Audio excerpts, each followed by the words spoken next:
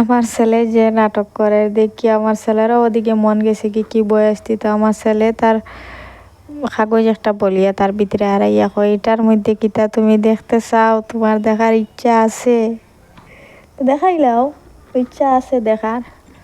Hello guys, আসসালামু আলাইকুম। তো গাইস আজকে আমি বানাইয়ার আলু দিয়া মানে পাতলা করিয়া মাছের ঝোল।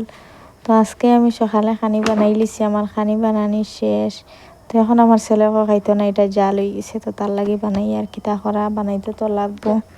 আর এদিকে গাছের মধ্যে কীরকম ফল ধরছে দেখতে পারটা। তো আপনারা এই ফলটার নাম কিতা কইন একটু কমেন্টে জানাইবা। আর এদিকে আমার আলু পেঁয়াজ টমেটো এটা ভাজা হয়ে গেছে। এখন আমি এটার মধ্যে সবজি ছাড়িয়ে দিম, সবজি ছাড়িয়া মানে হলুদ মরিচ লবণ সব কিছু ওটা দিয়া বালা করে একটু ভাজা করে লইমু, তারপরে ওটা কুকারের মধ্যে ডালি দিমু, তো এক তেলে জলদি জলদি হয়ে যাব। আর আমার ছেলে আমারে পরিশ্রমটা করা নিল আর খাইলি তো না নিয়ে একটু ধৈর্য ধরিয়া। আর আমার সবজিটা জাল আর কারণ আছে, আমি দিয়েছিলাম এটার মধ্যে নাগামরিচ করে একটু বালা স্মেল হইব, খাইতে ভালো লাগবো।